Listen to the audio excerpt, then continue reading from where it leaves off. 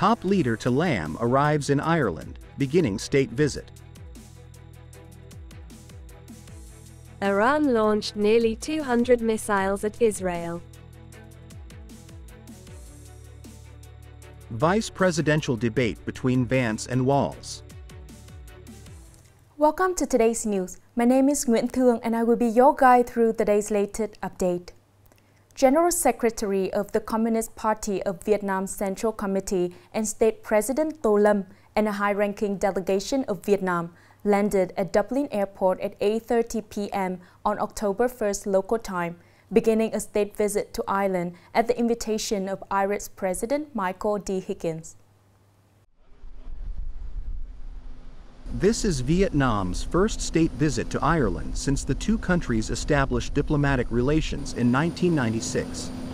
Vietnamese Deputy Prime Minister and Foreign Minister Bùi Thanh Xuân said that leaders of the two countries are expected to discuss measures to spur cooperation in areas including high-quality investment, science technology, innovation, digital transformation, energy transition, education training, especially tertiary education. Ireland remains Vietnam's sixth-largest trading partner among the EU members, with the two-way trade turnover surpassing $3.5 billion United States dollars in 2023 and $2.73 billion United States dollars in the first 7 months of 2024. Iran launched at least 180 missiles at Israel on the evening of October 1st. This latest attack is threatening to push the Middle East region closer to a regional war. In a post on social media, Iranian President Masoud Pezeshkian called the attack a defense of Iran's interests and citizens. Meanwhile, Iran's Revolutionary Guard said the attack on the evening of October 1st was in retaliation for Israel's recent killing of militant group leaders and its aggressive actions in Lebanon and Gaza. For its turn, Israeli officials have vowed to make Iran pay a heavy price for its misguided aggression. Responding to the attack, U.S. National Security Advisor Sullivan said that Iran's attack was unsuccessful and ineffective, but it was a significant escalation. The White House is now focused on protecting U.S. military personnel in the region and has urged U.S. citizens in Lebanon to leave the country immediately. The only vice presidential debate between the two vice presidential candidates just took place today at 8 a.m. on October 2nd Hanoi time at CBS quarters in New York, the U.S. The debate between Tim Walz and J.D. Vance could have a major impact on this year's U.S. presidential election. The latest polls show Vice President Kamala Harris and former President Donald Trump in a fierce competition, adding weight to anything that could influence voters, including impressions of the vice presidential candidates. The battle between the two vice presidential candidates could also be the last debate before the 2024 U.S. presidential election, as the Harris and Trump campaigns could not agree on a second debate. Coming up are some updated news. Iran's missile attack on Israel has caused major fluctuations in global financial and energy markets. Panic quickly spread as investors feared the risk of all-out war in the Middle East, causing in the U.S. stock indexes fall sharply.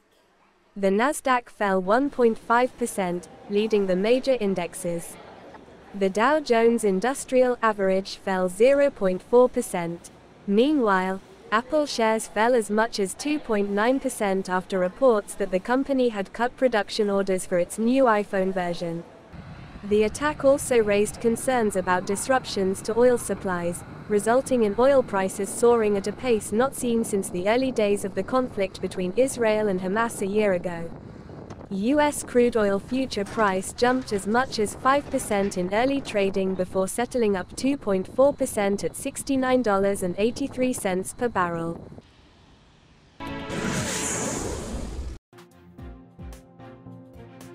Taking place at the National Innovation Center today, the Better Choice Awards 2024 Gala honors pioneering brands and products in the fields of technology, automobiles, and consumer services.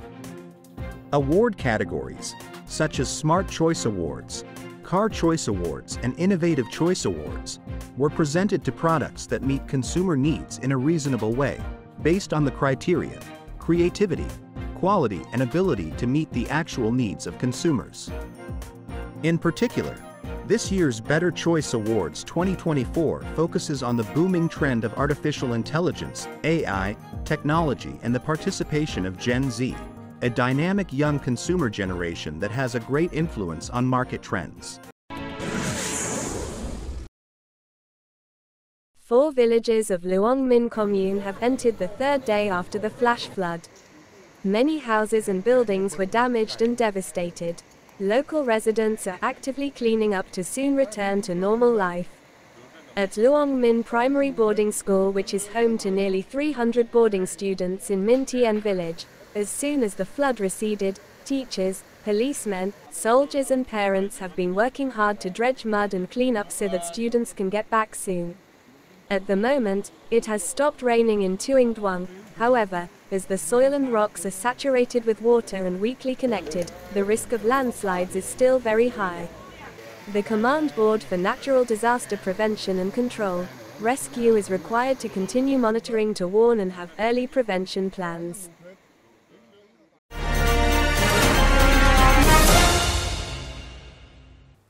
Over the year, the program Helping Children Go to School and the model Adopted Children of Border Guard Station have spread the love of green uniformed soldier in border areas, bringing many children in especially difficult families with chances to go to school.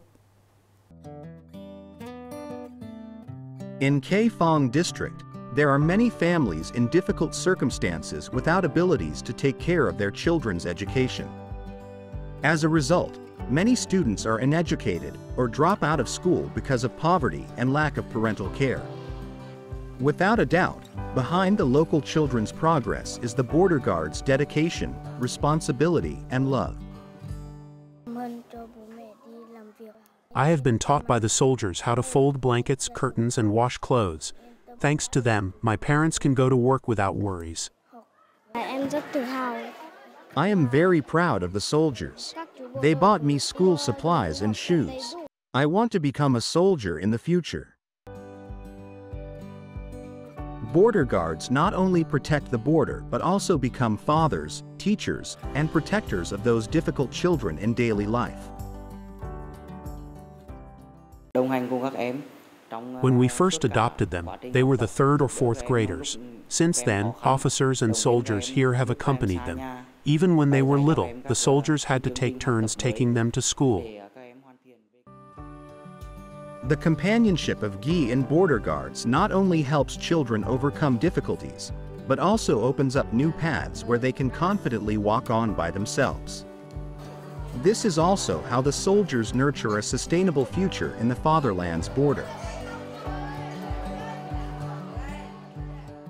That is the end of today's news. Thank you for watching and see you next time.